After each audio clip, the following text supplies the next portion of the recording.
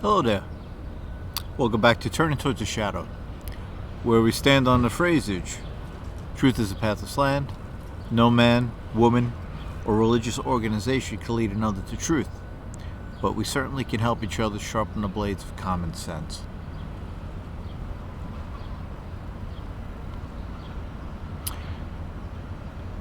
This is a suggested litmus test regarding, I'll put in the chart, the breakdown, referencing Viktor Frankl, stimulus-space response. I suggest impulse-space reaction. And the difference between habit,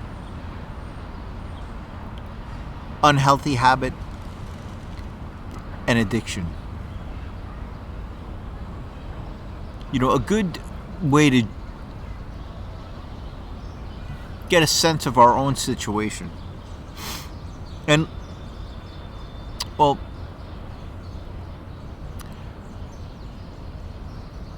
say when someone has a type of heavy-handed habit, right, without defining it.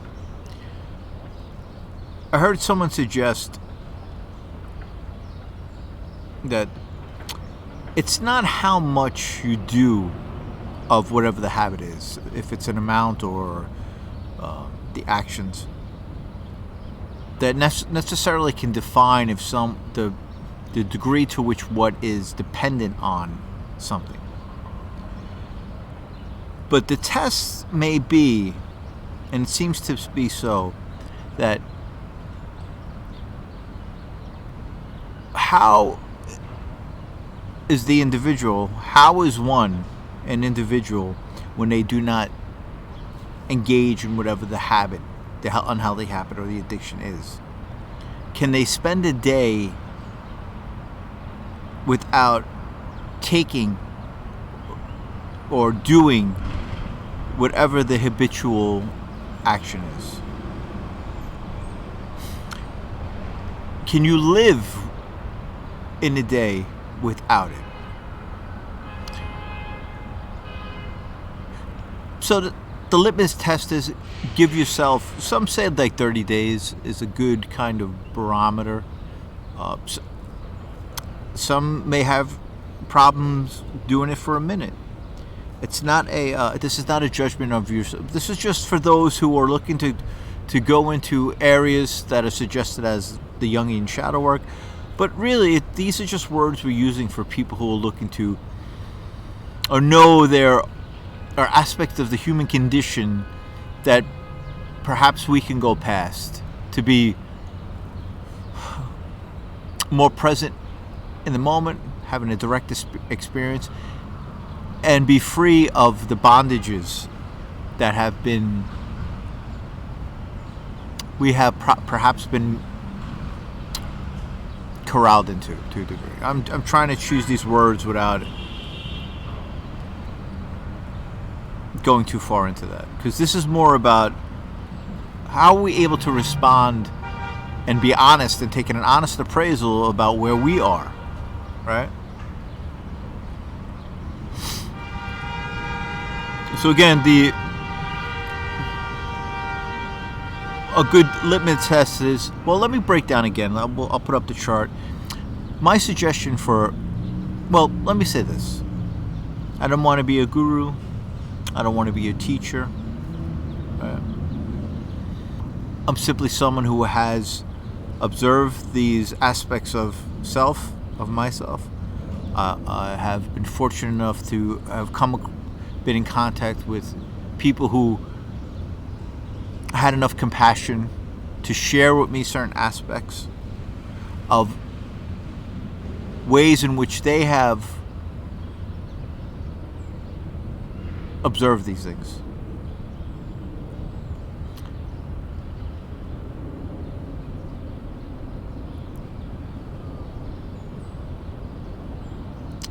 So,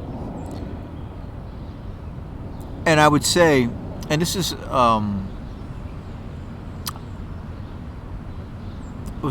if someone I tune into because I appreciate what they're doing. The more people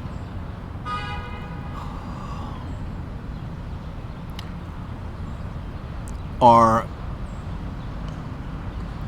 being more aware of what consciousness is outside of the framework of our economic society, and how much inalienable rights is more related to that which we call consciousness than actually rewards or punishments to be allocated within an economic framework, right?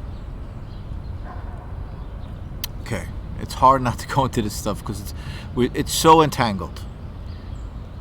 So, a healthy habit, well, not healthy, I'm sorry, habit. Habit is when, as an individual, we repeat throughout the day a certain action habitually. And in doing so, we do the same thing to address a moment of different moments over and over, because it becomes rote. It becomes kind of a practiced way of engaging in the present moment to address whatever the one situation is, or many. That in repeating the same action, which may turn into a reaction, we close the door on other options available, and perhaps new ways of addressing the present moment that are more intuitive, that have not been done before. But because of really the world we live in, and sometimes keeping things simple, it makes life easier just to address a situation one. This is not to condemn these. This is just putting a habit on the table. So it's a habit, no problem. It's not. It may actually help in some situation. It's not a problem.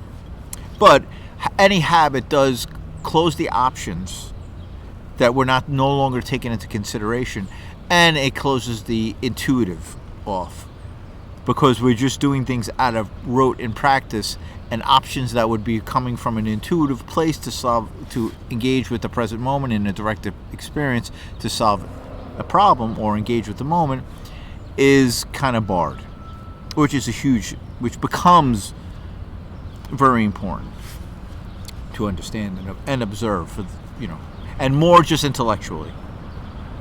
Okay, pardon me, I'm outside, and so unhealthy habit. Unhealthy habit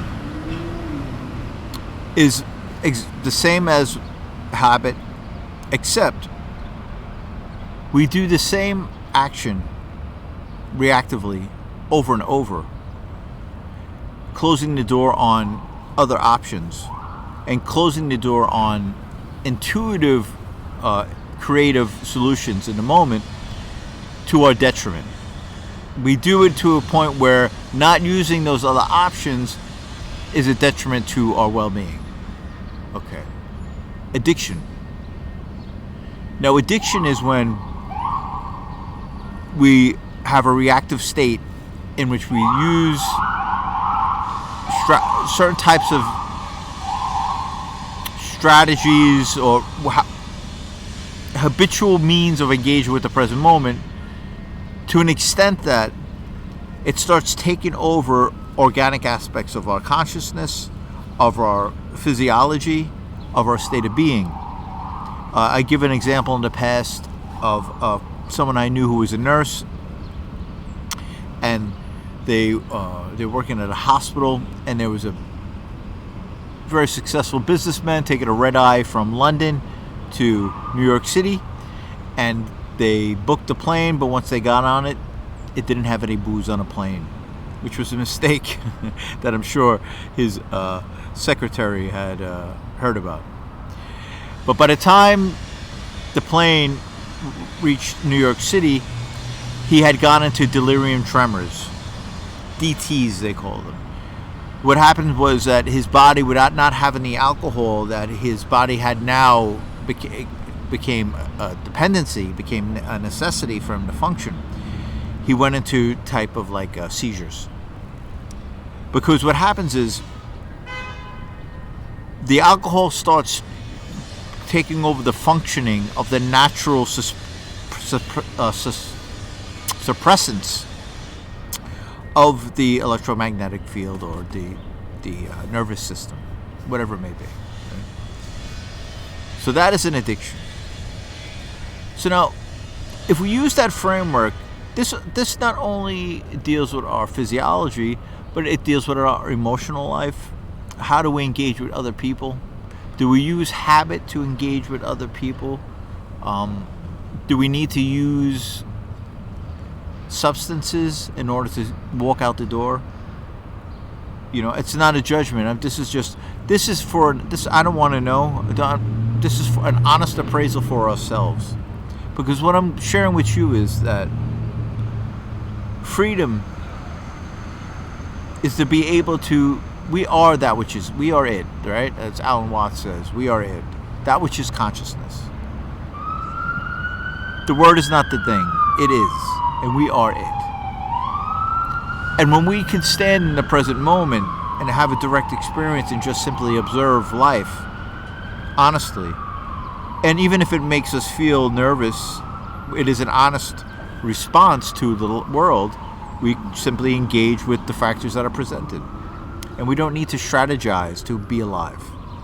That doesn't mean we don't have knowledge of to deal with certain aspects of life that we use, right? So, that's why turning towards the shadow is, people talk about the Jungian shadow self, which look into it and that type of work. But it's not always easy to jump into things like that. And my suggestion is, I'm not sure we are able to do it completely honestly if we do it while we are under a controlled substance. I could be wrong. And maybe some people who have certain have reasons to take substances, perhaps it's necessary, and they can still go into that work. And maybe I'm not putting any bar on it. I'm just suggesting that it may be to look at the outcome as being free, and to have a direct experience and simply live in the present moment without strategizing, without needing to have an emotional projection of our ego. Simply be, and be okay. To live in the moment, free.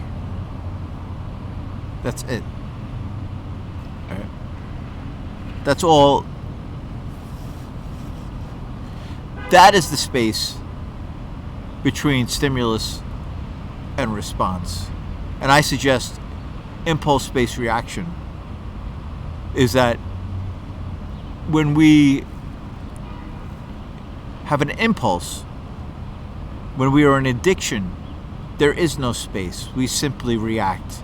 And we react so immediately that we are not even aware that it is a reaction. We incorporate it as an aspect of ourselves because it drives one's life.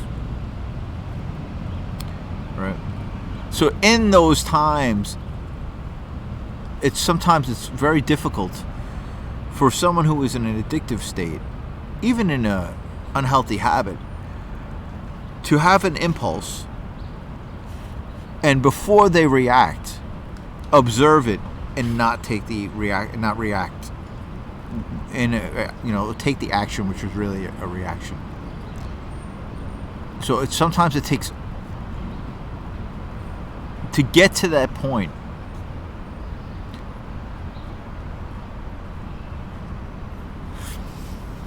So, and it made me think of this guy I met briefly, I appreciate, and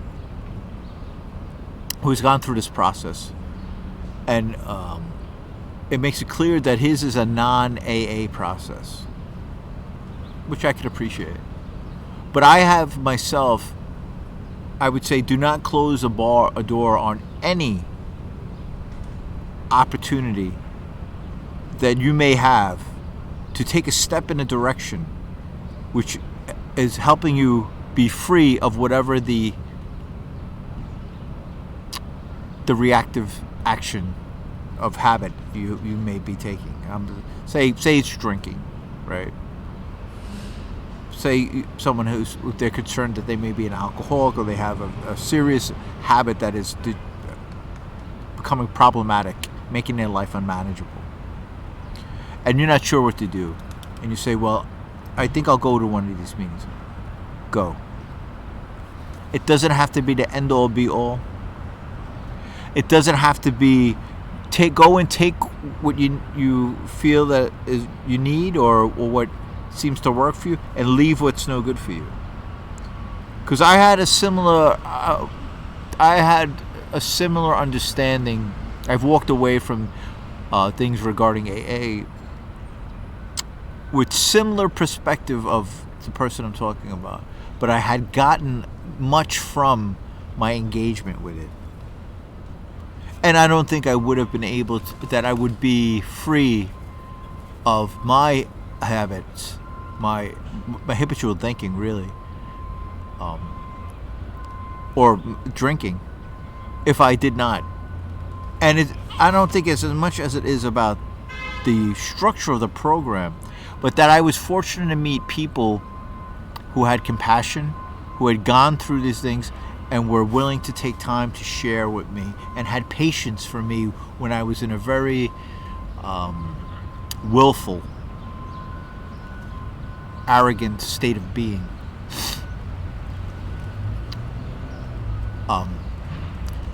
And here's some of the problems I think there may be with these AA type programs. Is that I think initially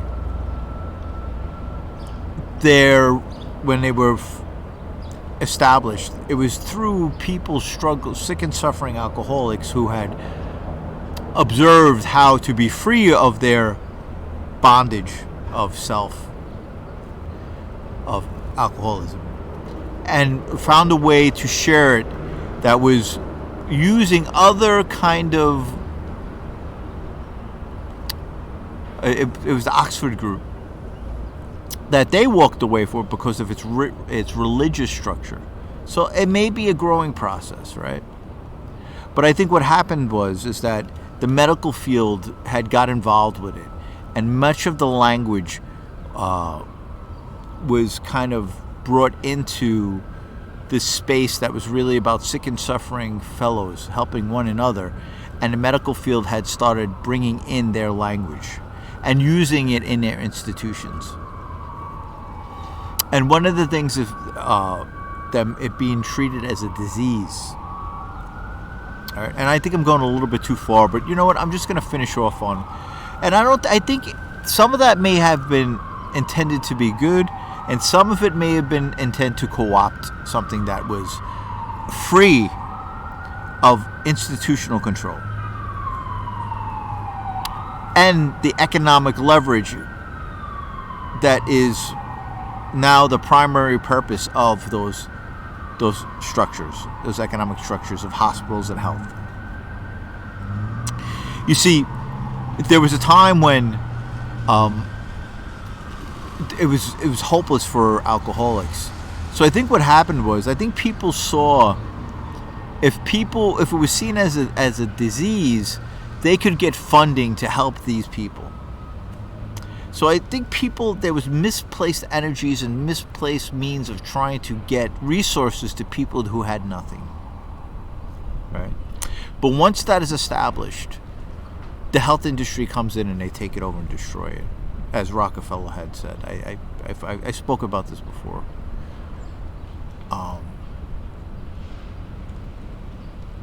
And I misspoke in the past. If you're watching these, if you come this far to listen to this, I misspoke and said one of my problems with AA was the God aspect, and it wasn't necessarily the case.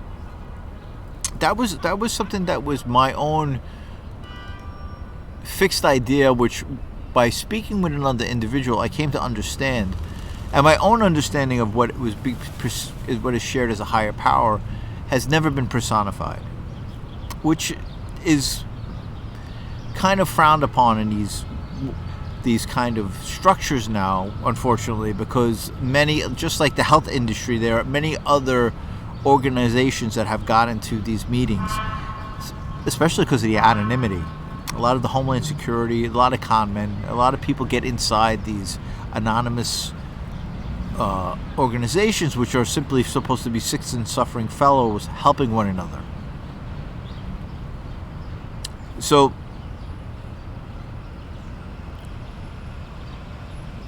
and at the end, when I was trying to be involved with, because I had a good experience and I thought I could help others.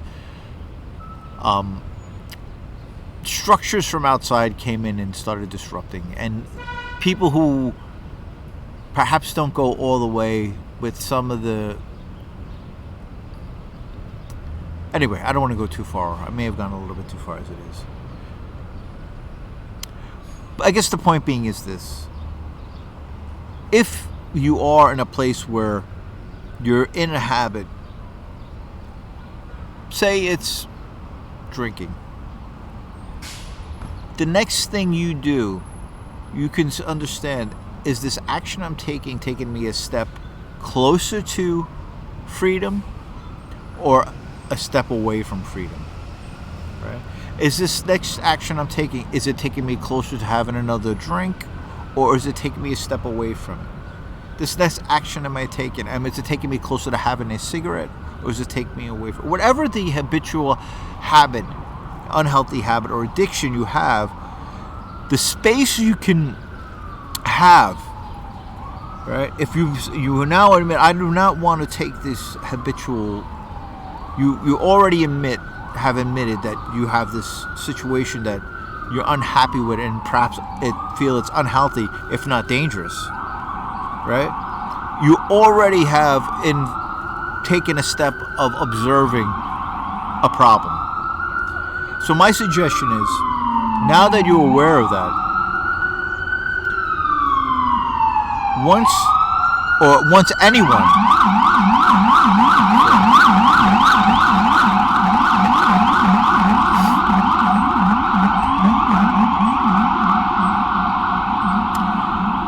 anyone who's in this situation, who doesn't want to repeat habitual actions, unhealthy habits, or addictions, once they are aware of it, then they have more of an opportunity to be more aware when the imperious urge is the term that seems to suit it, is coming, and that instead of being thrown into a habitual action or addiction, that's, if we could observe it and not take that action, that is the space. And if we are not engaging in this habit or behavior, or whatever it may be, addiction, whatever the terms are, we are free of it, even if it's for 5 seconds. Right? But what we want to do is we want to have that 5 seconds turn into 5 minutes, 5 days, 5 years, the rest of our lives. But in fact, have that turn into, there is no time. I'm simply observing consciousness, and it is that which is. And I can live free. So, we went into a lot there. So, just to bring it back to the simple, perhaps maybe the one thing being shared here, that if you take anything away from this is, and you're in this, listening to this and participating in this because you're interested, or you feel like you want to go in this area, it's this. If you want to get a good kind of sense of where you're at, right? Don't do the thing. Don't engage in the habit. And how is your state of being when you do not?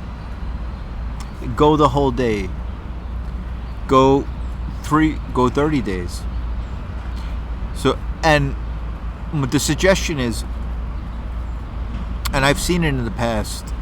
I've been, I was in a bar business, and I've been around, and I struggled, and I fought with John Barleycorn, as they call it, booze drinking, And I know men who, like I used to say, if people call alcohol a crutch, I hung out with guys that use them like stilts in a circus.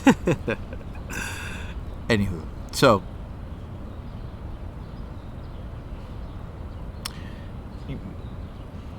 you could get a sense of where you are, and have an honest appraisal. And I guess, and the point is, don't give yourself a goal date and just, they call it white knuckle it, hold on and fight all the way through. So you say, well, I can do this because I can do it, and be miserable and be fighting through it the whole way through because you're contending with it. Because that's maybe the suggestion. We might not really understand what actual freedom is because we're constantly contending. We're constantly fighting with the state of being that we have. When in fact, when one is free, there's no need to contend with being alive. There's no need to having a strategy. There's no need to having to fight with ourselves or fight some urge or fight the imperialist urge. There's actually a state where one is just free. And to some maybe yes, yeah, of course. Well, to some it's not so. Some have to contend with every set breath of their life. And much of it is done to have us live in the Skinner's box we called the central bank economic system. So anyway, I'll leave it at that. I may went a little too far. So take care.